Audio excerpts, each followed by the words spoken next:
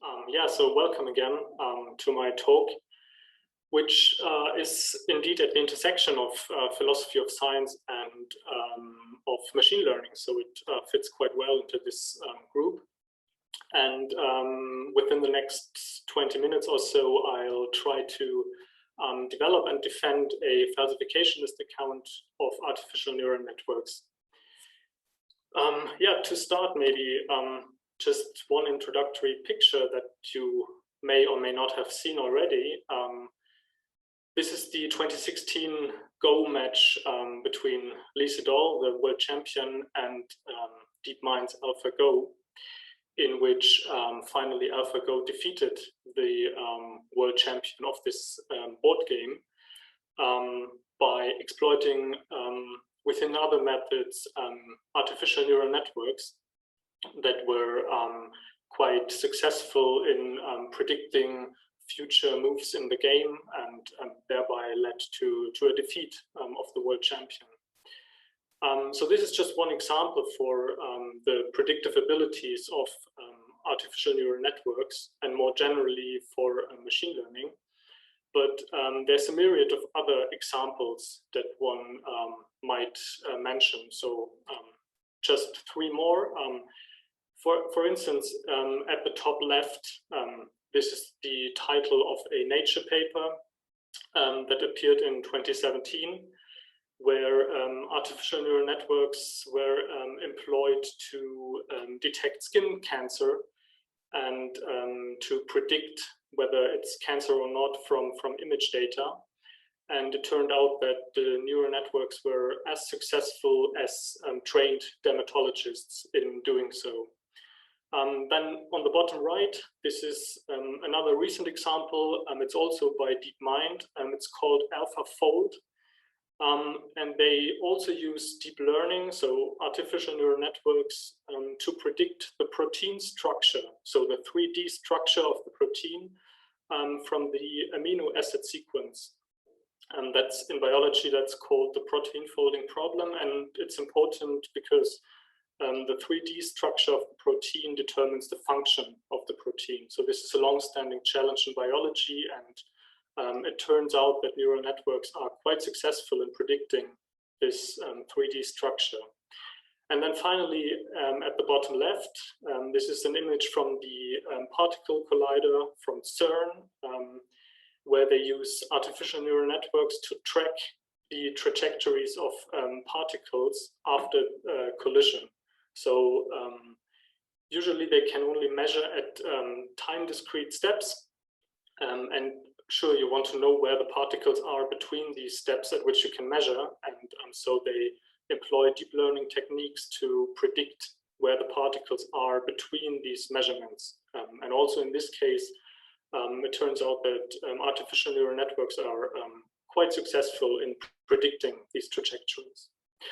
So now the question is, well, where does this predictive success stem from? And especially from the perspective of philosophy of science, one might ask, well, maybe this predictive success is somehow related to the underlying methodology that governs artificial neural networks. And this is the direction in which I intend to go into in this talk. So I will start with a brief introduction. And then, as I said, I will develop a falsificationist account of artificial neural networks. I will provide some background on falsificationism. And then in the third section also on artificial neural networks and statistical learning theory. And finally, in the fourth section, I present the falsificationist account of artificial neural networks. So let's get started. Well, if we're trying to investigate the methodology of machine learning, there's one first observation that one might make, and that has also been made in the literature, in fact. And this is the observation that machine learning actually operates at the intersection of two disciplines.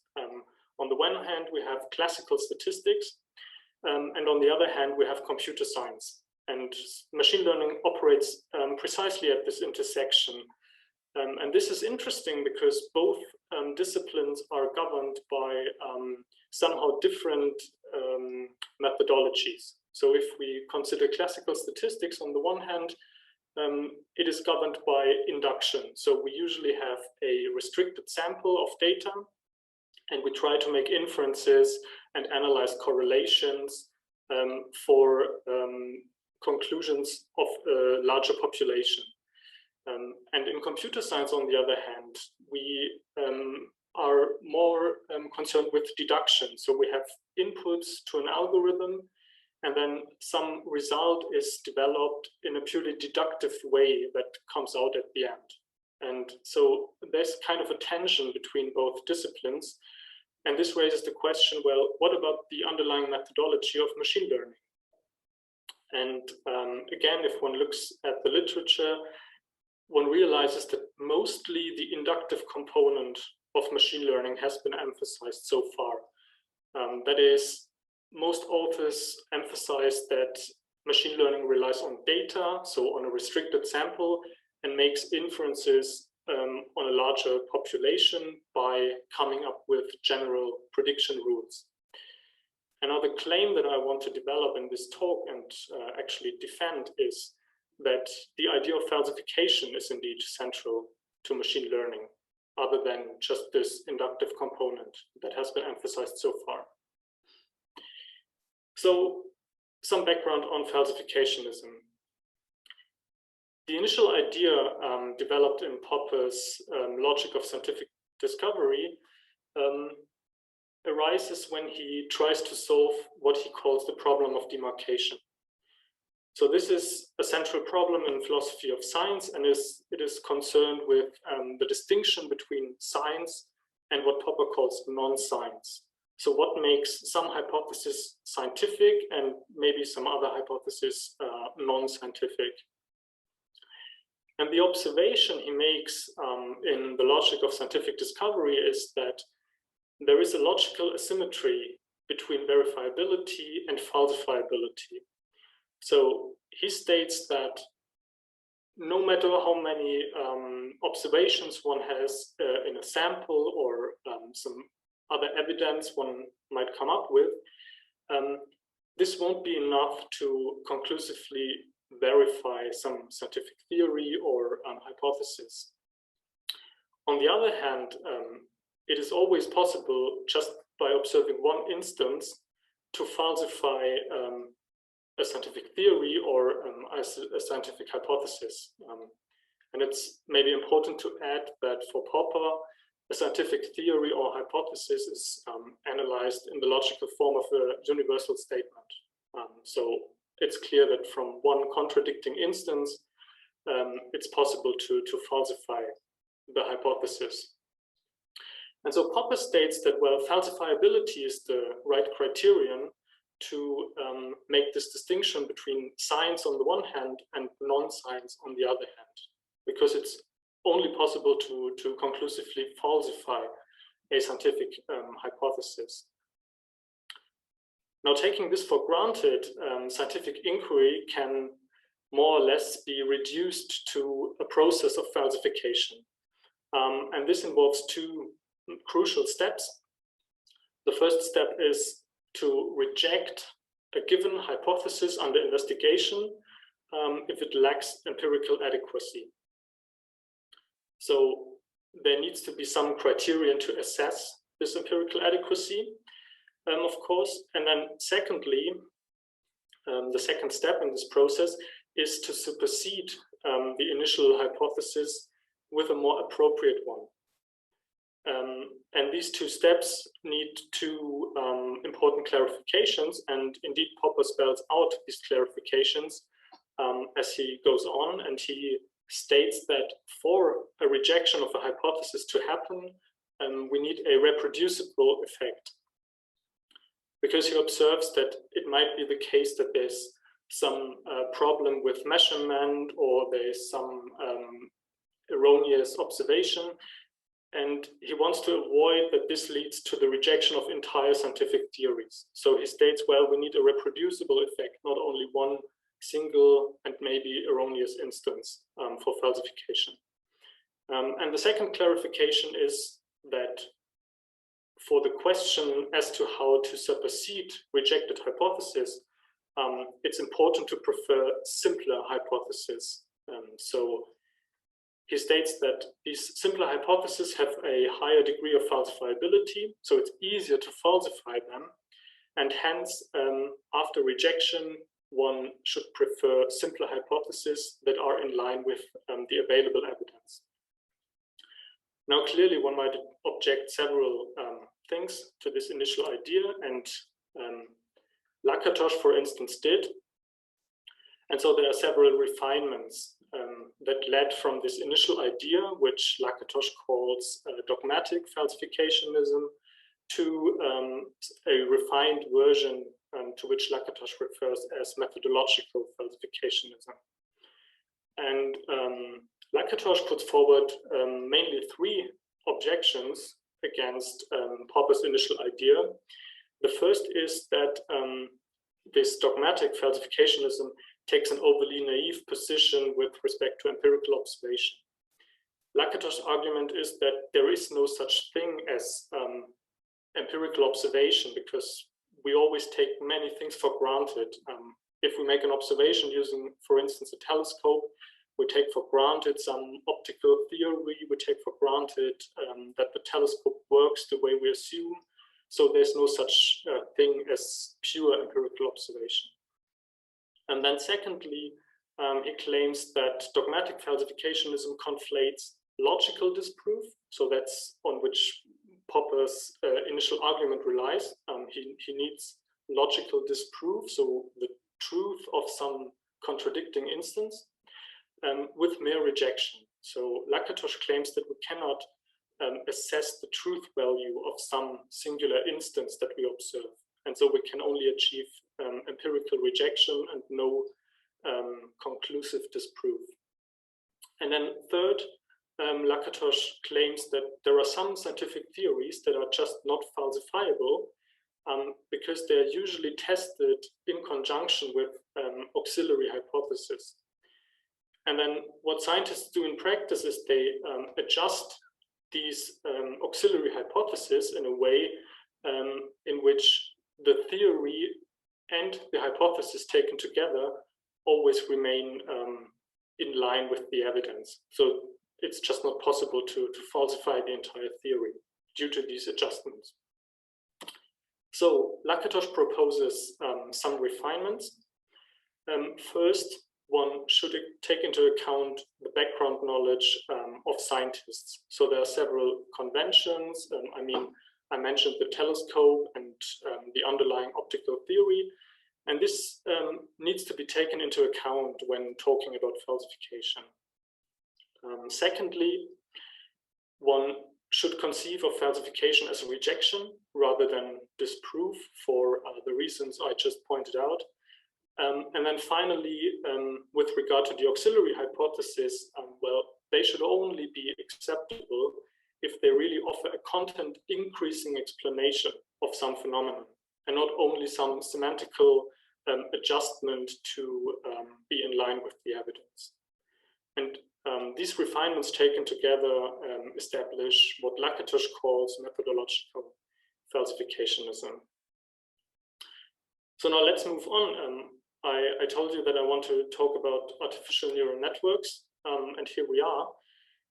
What is an artificial neural network to begin with?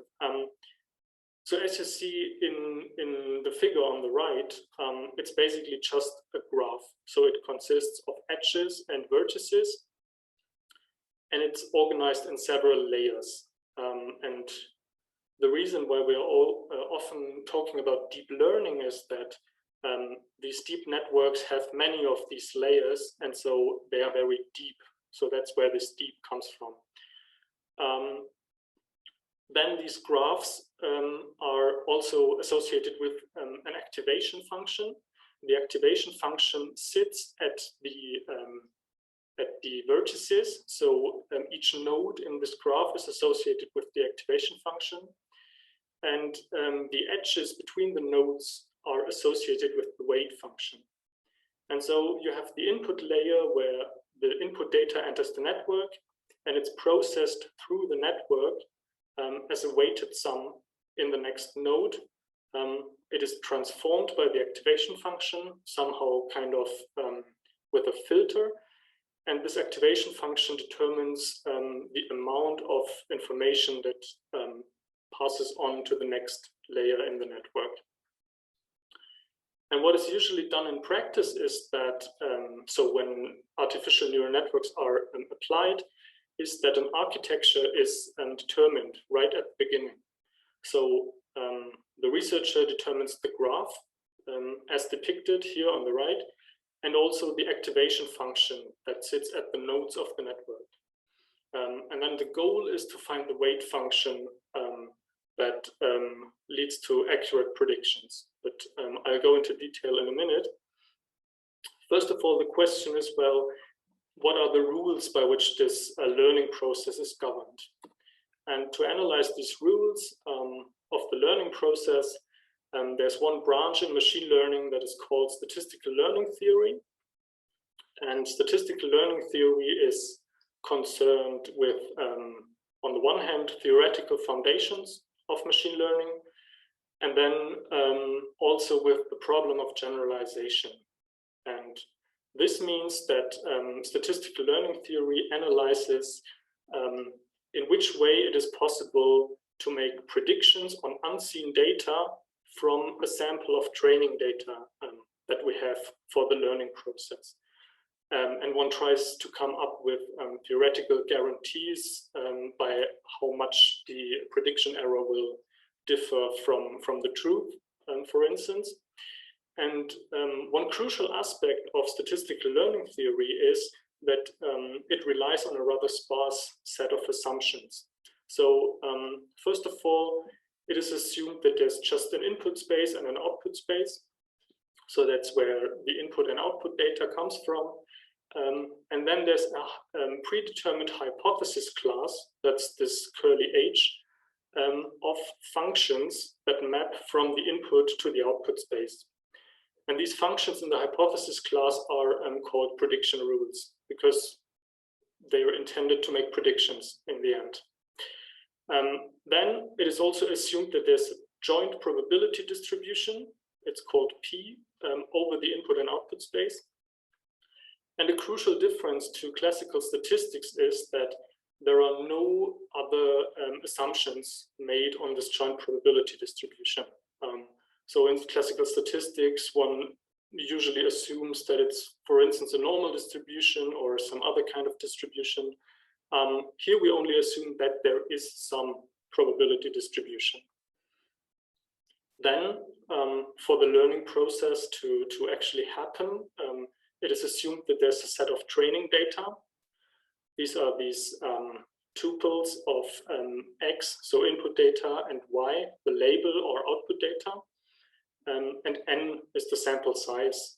And they are drawn from this probability distribution P that is assumed to stay fixed for these observations.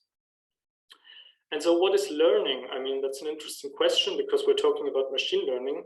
Learning is the process to find one final prediction rule, H star, which is as accurate as possible for the training data. So we want to maximize the accuracy. And this is, in most cases, done by empirical risk minimization. So this guides the choice of the final prediction rule in the following way. The final prediction rule H star is the minimum across the entire hypothesis class.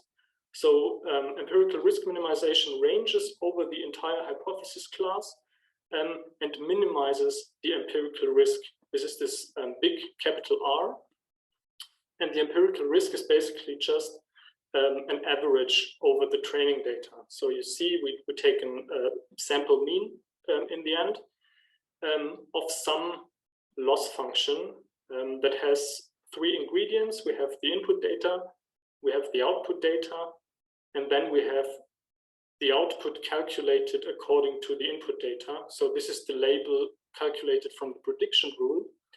And then we assess how far this label that is predicted is from the actual label.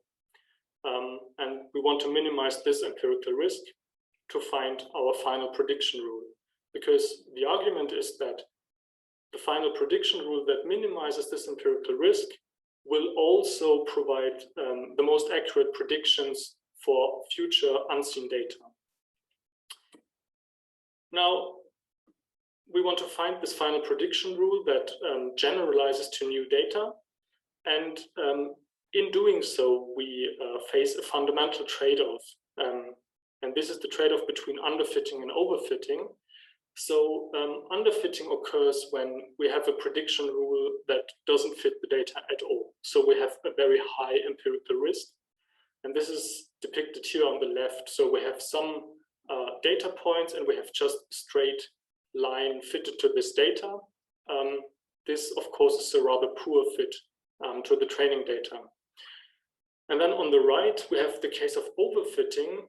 This is the case where the prediction rule very, very closely fits the training data. The problem here is that the prediction rule will also fit the noise in the training data, and this will lead to inaccurate predictions on future data as well. So we need to balance underfitting and overfitting. This is depicted here in the middle. And thinking of this trade-off related to the degree of a mathematical function, one can see that the trade-off is also closely tied to the complexity of the hypothesis class. So if you assume here on the left, the hypothesis class only contains linear functions, this is a rather small complexity, and this will presumably lead to underfitting. Whereas on the right, we have highly complex prediction rules in the hypothesis class, and this presumably will lead to overfitting. And in fact, statistical learning theory has come up with tools, for instance, the BC dimension, that allow to evaluate how complex the hypothesis class actually is. Now back to ANNs. For ANNs, the hypothesis class I've been talking about is determined by the architecture. So recall we have the graph and the activation function. And the only thing that can vary is the configuration of weights in the network. And this establishes the hypothesis class of prediction rules in the case of ANNs. And now learning, I already said it before, boils down to finding the optimal configuration of weights for a given architecture. Now, how can this be achieved? Well, this is usually achieved using an algorithm called stochastic gradient descent. And this is just an iterative procedure where you start with random values for the weights. You compute the empirical risk for these weights. And then you backpropagate through the network to see, well, how can I adjust the weights in a way that improve the empirical risk? And once this has been determined, the weights are adjusted and the new empirical risk is computed. And so the algorithm moves on until the empirical risk cannot be decreased any further. And this is basically the convergence of the algorithm in the end. Now, what's peculiar about ANNs is, and this is shown in experimental evidence, that ANNs are usually highly complex. They almost perfectly fit the training data. So recall the image with overfitting I've just shown. They do really fit the training data very well, but they also possess a high ability to generalize. So that was the introductory slide with the pictures, right? They are able to make accurate predictions. And so ANNs are generally not susceptible to overfitting, which contradicts classical wisdom in statistical learning theory. And one possible explanation one has come up with is that the SGD algorithm exhibits what is called implicit regularization. So the algorithm converges to a solution of weights that have a small norm. So if you somehow measure the length of all the weights taken together, this value tends to be rather small.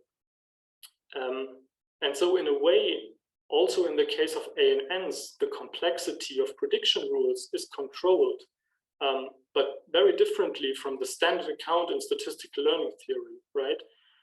And that's what I try to capture with this ex ante and ex post simplicity. So in the classical account, you have before restricted your hypothesis class, but for ANNs, the algorithm converges for the given hypothesis class to a simple solution.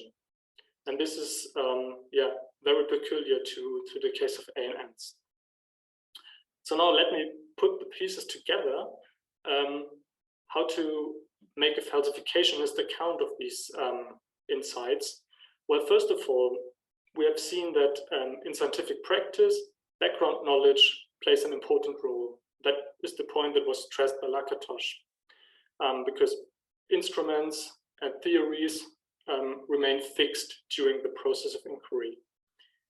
And on the other hand, we have seen for ANNs that we determine an architecture at the beginning, and during the learning process, this architecture stays fixed. So both processes are somehow governed by background knowledge, and this background knowledge is conventions or implicit assumptions that are part of the process. Next, we have seen that the weights of an ANN are determined by the SGD algorithm. And this means that for each iteration, we have two aspects. So we have the current weights, so this is the WK, and then we have new weights, WK plus 1, that challenge the existing benchmark. So we have two hypotheses that are in conflict and that are incompatible. And for both, the algorithm computes the empirical risk. And then falsification of the weights and hence the hypothesis happens if the new risk is lower than the old risk. And this somehow expresses empirical adequacy, right? Because we take the average over the entire sample. And so this involves two aspects. First of all, the learning process is akin to a process of falsification, because we assess the empirical adequacy of hypothesis. And then second, the reproducible effect of which I've been talking is really made explicit, because we compute the average over the entire sample. And this can be conceived of as a reproducible effect. It's not based on a single instance. And now finally, I've talked about regularization, implicit regularization, and this is related to the second step in a process of falsification, when it comes to replace the rejected hypothesis. We have seen that according to falsificationism, we should take the simplest hypothesis in line with the evidence. And now implicit regularization leads to minimum norm solutions. So the convergence is really to configurations of weights that have a small norm. And this means that finally the values for these individual weights in the network will be small, or some of them even zero. And so the network will in the end look much easier or simpler than the overall architecture that was defined at the beginning. And this means that both in the process of falsification and in the learning process of an ANN, it's simplicity that guides the choice of new hypotheses. So to conclude, I analyzed the methodology that is underlying the learning process of ANNs, and I try to argue for the claim that it is falsification, or the idea of falsification, that is crucial in this context. And now, as an outlook, one might think about extensions to other machine learning algorithms, and also to extensions that regard our understanding of the success of machine learning. So that's it. I thank you for the attention, and I'm very much looking forward to any questions and remarks that you may have. And for completeness, here are my references. Thank you.